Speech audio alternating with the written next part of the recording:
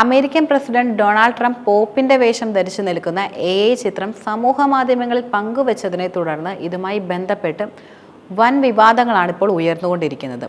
Francis മാർപ്പാപ്പയുടെ മരണത്തിന് ശേഷം അടുത്ത പോപ്പാകാൻ താൻ ആഗ്രഹിക്കുന്നുവെന്ന് തമാശയ്ക്ക് ട്രംപ് ഒരിക്കൽ പറയുകയും ചെയ്തിരുന്നു. ഇതിന് തൊട്ടു പിന്നാലെയാണ് ട്രംപ് തന്റെ സോഷ്യൽ മീഡിയ പ്ലാറ്റ്ഫോമിൽ ഈ ചിത്രം പങ്കുവച്ചിരിക്കുന്നത്. ട്രംപിന്റെ ഈ ചിത്രത്തിന് താഴെ ചിത്രത്തെ അനുകൂലിച്ചും പ്രതികൂലിച്ചും നിരവധി കമന്റുകളാണ് വന്നുകൊണ്ടിരിക്കുന്നത്. പോസ്റ്റ് ഒരു തമാശയായി കാണണമെന്ന അഭിപ്രായമാണ് ചിലർ ഉന്നയിക്കുന്നത്.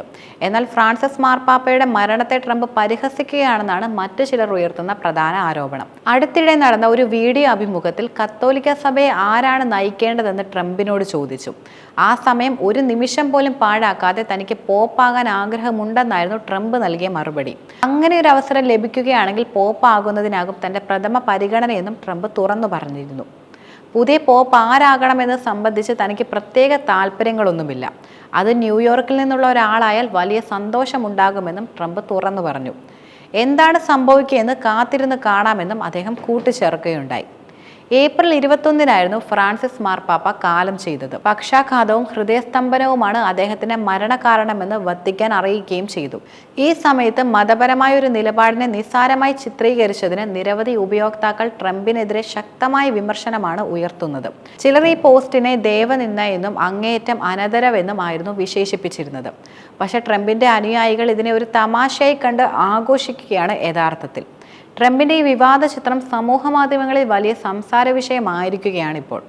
അതേസമയം അടുത്ത പോപ്പ് ആകാനുള്ള ഒരു ഫ്രഞ്ച് സ്ഥാനാർത്ഥിയെ അനുകൂലിച്ച് വരാനിരിക്കുന്ന മാർപ്പാപ്പ കോൺക്ലേവിനെ സ്വാധീനിക്കാൻ ഫ്രഞ്ച് പ്രസിഡന്റായിട്ടുള്ള ഇമ്മാനുവൽ മക്രോൺ ശ്രമിക്കുന്നതായ തരത്തിലും ശക്തമായ ആരോപണങ്ങളാണ് ഇപ്പോൾ നിലനിൽക്കുന്നത്. നിരവധി യാഥാസ്ഥിതിക ഇറ്റാലിയൻ മാധ്യമങ്ങളും ഇക്കാര്യം ചൂണ്ടിക്കാട്ടി രംഗത്തെത്തി.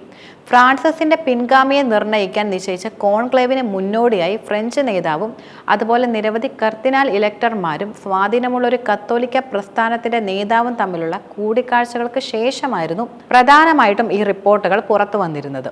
കഴിഞ്ഞ ശനിയാഴ്ച ഫ്രാൻസിസ് മാർപ്പാപ്പയുടെ സംസ്കാര ചടങ്ങ് നടക്കുന്നതിനിടെ മാർസേയിലെ ആർച്ച് ബിഷപ്പ് ജീൻ മാർക്ക് അവൈനിൽ ഉൾപ്പെടെ ഫ്രഞ്ച് വംശജനായ 5 കർദിനാൾ ഇലക്ടർമാരിൽ 4 പേരുമായി മക്രോൺ ഉച്ചഭക്ഷണം കഴിക്കുകയുണ്ടായി. അതേസമയം കഴിഞ്ഞ വെള്ളിയാഴ്ച ഫ്രഞ്ച് പ്രസിഡന്റ് റോമിലെ ഒരു റെസ്റ്റോറന്റിൽ അത്താഴം കഴിച്ചിരുന്നു. 24 രാജ്യങ്ങളിലായി 70,000-ലധികം സാധാരണ അംഗങ്ങളുള്ള ശക്തമായ കത്തോലിക്ക സംഘടനയായ കമ്മ്യൂണിറ്റി ഓഫ് സാന്റ് ADGOയുടെ തലവനായ ആൻഡ്രിയ റിക്കാർഡിക്കൊപ്പമായിരുന്നു അന്ന് അദ്ദേഹം അത്താഴം കഴിച്ചിരുന്നത്. അവയിലിനെ ചുറ്റിപ്പറ്റി ഒരു സമവായം കെട്ടിപ്പടുക്കുന്നതിനുള്ള വഴികളെക്കുറിച്ച് ഫ്രഞ്ച് പ്രസിഡന്റ് കർദിനാൾമാരോട് ചോദിക്കുകയും ചെയ്തിരുന്നു. അടുത്ത പോപ്പാകാൻ മത്സരിക്കുന്നതിനായി കണക്കാക്കപ്പെടുന്ന കർദിനാളിനെ തീവ്ര യൂറോപ്യൻ പരമാധികാര വിരുദ്ധനെന്നും കോൺക്ലേവിലെ ഏറ്റവും ലിബറൽ അംഗങ്ങളിൽ ഒരാളെന്നും മാധ്യമം വിശേഷിപ്പിച്ചിട്ടുണ്ട്. ഫ്രഞ്ച് കർദിനാൾമാർ വഴി ഒരു പോപ്പിന്റെ തിരഞ്ഞെടുപ്പിനെ സ്വാധീനിക്കാൻ ശ്രമിച്ച 17-ാം നൂറ്റാണ്ടിലെ ഫ്രാൻസിലെ രാജാവായ ലൂയി 14-മനായിട്ടാണ് ഇമ്മാനുവൽ മക്രോണിനെ ഇറ്റാലിയൻ പത്രം താരതമ്യം കൂടുതലും ചെയ്തിരുന്നത്.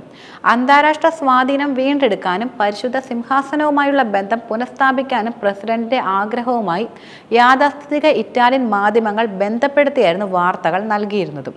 ഫ്രാൻസിസ് മാർപ്പാപ്പയുടെ കീഴിൽ ഇത് വഷളായതായി റിപ്പോർട്ടുകളും നിലനിൽക്കുന്നുണ്ട്. അതേസമയം തന്നെ ഫ്രാൻസിസ് മാർപ്പാപ്പ കാലം ചെയ്തതിനെ തുടർന്ന് അദ്ദേഹത്തിന്റെ പിൻഗാമി ആരാകുമെന്ന ആകാംക്ഷയിലാണ് ലോകം മുഴുവൻ ഇപ്പോൾ നിലനിൽക്കുന്നത്. ലാറ്റിൻ അമേരിക്കയിൽ നിന്നുള്ള ആദ്യ മാർപ്പാപ്പ കൂടിയാണ് പോപ്പ് ഫ്രാൻസിസ്.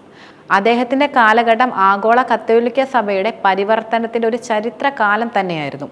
സഭാ നേതൃത്വം പതിറ്റാണ്ടുകളായി നിലപാടെടുക്കാൻ മടിച്ചു നിന്ന പല വിഷയങ്ങളിലും വ്യക്തമായ നിലപാടുകൾ അദ്ദേഹം കൈക്കൊണ്ടിട്ടുണ്ട്. അതുപോലെ തന്നെ എതിർപ്പുകളെ തരണം ചെയ്ത് തീരുമാനങ്ങളിൽ ഉറച്ചു നിൽക്കാനും ഫ്രാൻസിസ് പാപ്പായ്ക്ക് യഥാർത്ഥത്തിൽ കഴിഞ്ഞു. അതിനാൽ അദ്ദേഹത്തിന്റെ പിൻഗാമി തീരുമാനിക്കുമ്പോഴും ഫ്രാൻസിസ് പാപ്പയുടെ നിലപാടുകളുടെ സ്വാധീനം വളരെയധികം വലുതായിട്ടായിരിക്കും നിലനിൽക്കുക. പുതിയ മാർപ്പാപ്പയുടെ തിരഞ്ഞെടുപ്പ് സഭയുടെ പരമാധ്യക്ഷനെ തീരുമാനിക്കുന്ന ചടങ്ങ് മാത്രമായിരിക്കില്ല. 137 കോടി അംഗങ്ങളുള്ള ആഗോള കത്തോലിക്ക സഭ യാഥാസ്ഥിതിക മാർഗത്തിലാണോ പരിവർത്തനത്തിന്റെ വഴിയിലാണോ മുന്നോട്ട് നയിക്കപ്പെടുക എന്ന നിലപാട് യഥാർത്ഥത്തിൽ ഒരു പ്രഖ്യാപനം കൂടിയാണ്. സഭയുടെ സുതാര്യതയും വിശ്വാസികളുമായുള്ള ബന്ധത്തിന്റെ രീതിയുമെല്ലാം ഇത് വളരെയധികം നിർണായകമായി സ്വാധീനിക്കുകയും ചെയ്യും. അധികാര വികേന്ദ്രീകരണം ഉൾപ്പെടെ ഫ്രാൻസിസ് മാർപ്പാപ്പ നടപ്പാക്കിയ പരിഷ്കാരങ്ങളുടെ നിലനിൽപ്പും പുതിയ മാർപ്പാപ്പയുടെ നിലപാടുകളെ ആശ്രയിച്ചായിരിക്കും കൂടുതലും ഉണ്ടായിരിക്കുക. മാർപ്പാപ്പ കാലം ചെയ്ത് 15 മുതൽ 20 ദിവസത്തിനിടെയായിരുന്നു സാധാരണ പുതിയ മാർപ്പാപ്പയെ തിരഞ്ഞെടുക്കാനുള്ള നടപടിക്രമങ്ങൾ കൂടുതലും തുടങ്ങുന്നതും.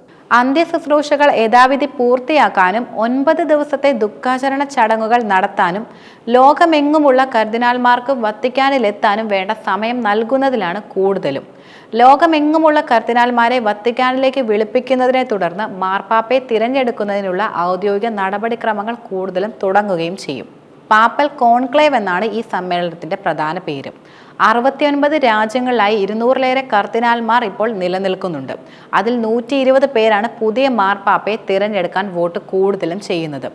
1975 കൊണ്ടുവന്ന ചട്ടമനുസരിച്ച് 80 വയസ്സ് കഴിഞ്ഞ കർദിനാൾമാർക്ക് വോട്ടവകാശം ഉണ്ടായിരിക്കുകയില്ല. അതിനാൽ തന്നെ 120 പേരിലേക്കായിരിക്കും പട്ടിക ചുരുങ്ങുക. പാപ്പൽ കോൺക്ലേവ് പ്രഖ്യാപിച്ചു കഴിഞ്ഞാൽ കർദിനാൾമാർ പുറത്ത് ആരുമായും ബന്ധപ്പെടുവാനും കഴിയുകയില്ല. സിസ്റ്റൈൽ ചാപ്പലിലാണ് വോട്ടെടുപ്പ് നടക്കുന്നത്. എത്ര ദിവസം നീണ്ടാലും കോൺക്ലേവിൽ പങ്കെടുക്കുന്ന ആർക്കും പുറത്തു പോകാൻ കഴിയുന്നതായിരിക്കില്ല. സമവായമല്ലെങ്കിൽ വോട്ടെടുപ്പ് നടക്കും. ജയിക്കാൻ 2/3 ഭൂരിപക്ഷം ആവശ്യമാണ്. അത് ലഭിക്കും വരെ വോട്ടെടുപ്പ് തുടരുന്നതുമായിരിക്കും. കൂടാതെ ഒരു റൗണ്ട് വോട്ടെടുപ്പ് പൂർത്തിയാക്കുമ്പോൾ സമവായമായില്ലെങ്കിൽ ആ ബാലറ്റുകൾ കത്തിക്കുന്നതാണ്. സിസ്റ്റൈൻ ചാപ്പലിന് മുകളിലുള്ള ചിമ്മിനിയിലൂടെ കറുത്ത പുക പുറത്തു വരികയും ചെയ്യും. ടെലിവിഷനിലും സെന്റ് പീറ്റേഴ്സ് സ്ക്വയറിൽ നിന്നും തിരഞ്ഞെടുപ്പ് വീക്ഷിക്കുന്നവർക്കുള്ള സന്ദേശം കൂടിയായിരിക്കും ഇത്.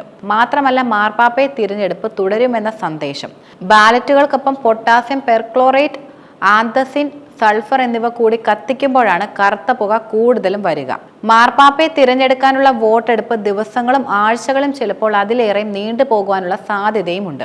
അങ്ങനെ ഒരു ചരിത്രവും ഇപ്പോൾ നിലനിൽക്കുന്നുണ്ട്. വോട്ടെടുപ്പിനുള്ളിൽ ഒരു കർദിനാളിന് 2/3 ഭൂരിപക്ഷം ലഭിക്കുകയാണെങ്കിൽ സിസ്റ്റൈൻ ചാപ്പലിൽ ചിമ്മിനിക്കുള്ളിൽ വെളുത്ത പുകയായിരിക്കും വരിക. ലോകമെങ്ങും കാത്തിരിക്കുന്ന വിശ്വാസികൾക്ക് ആശ്വാസവും ആഹ്ലാദവും പ്രതീക്ഷയും പകരുന്ന നിമിഷം അവസാന വോട്ടെടുപ്പിലെ ബാലറ്റുകൾ കത്തിക്കുന്നതിനൊപ്പം potassium chloride, lactose, chloroform, resin എന്നീ രാസവസ്തുക്കൾ കൂടി ചേർക്കുമ്പോഴാണ് പ്രധാനമായിട്ടും വെളുത്ത പുക ഉണ്ടാകുന്നത്. തുടർന്ന് പുതിയ മാർപ്പാപ്പയെ ഔദ്യോഗികമായി പ്രഖ്യാപിക്കുന്നതാണ്.